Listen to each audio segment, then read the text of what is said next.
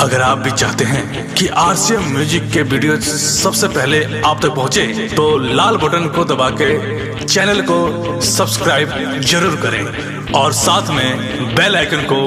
दबाना ना भूलें।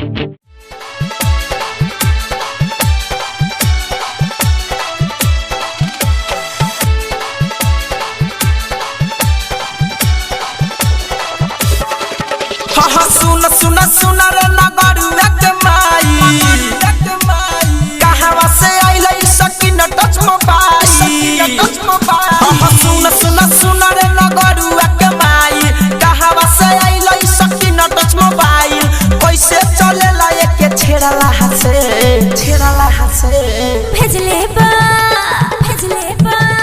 भेजले बलूतना केरला से चलेला हाथे पखेरला से भेजले बलूतना केरला से चलेला हाथे पखेरला से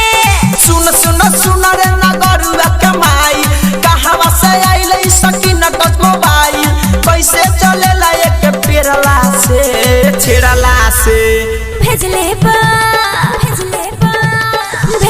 बलूतना केरला से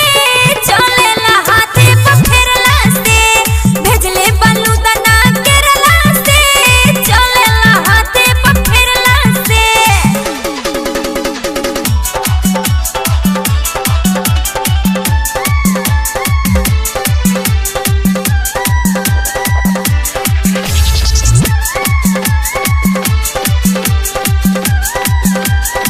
अरे ये भौजी दिह तू हमके सिखाई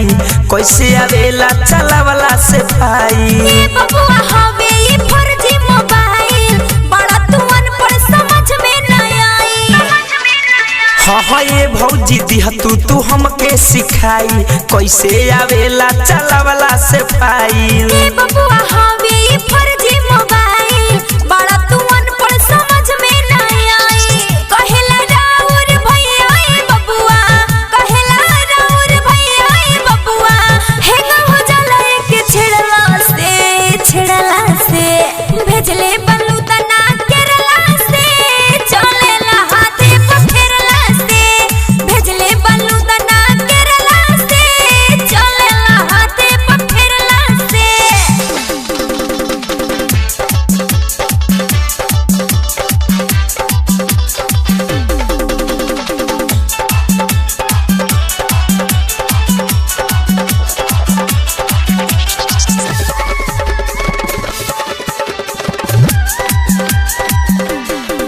हाँ चोली में राखेलू हरदम मोबाइल देखे में लागेला छोट बड़ साई बरता लोग होता के बराई लुटना के मौगी चलावे मोबाइल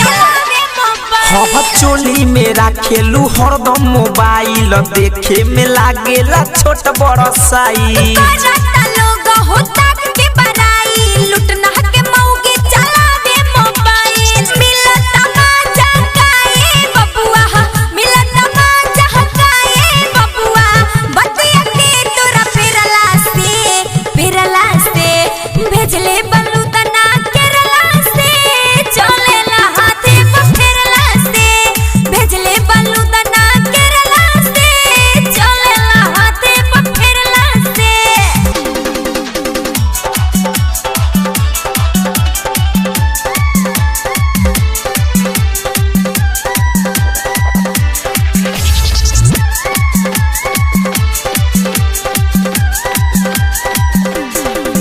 हाँ धड़कन धनंजय से रोज बतियालू राइटर थारू से मिले तू जालू ना बबुआ तू इतना शिकायत ढेर जति बोलब त करब पिटाई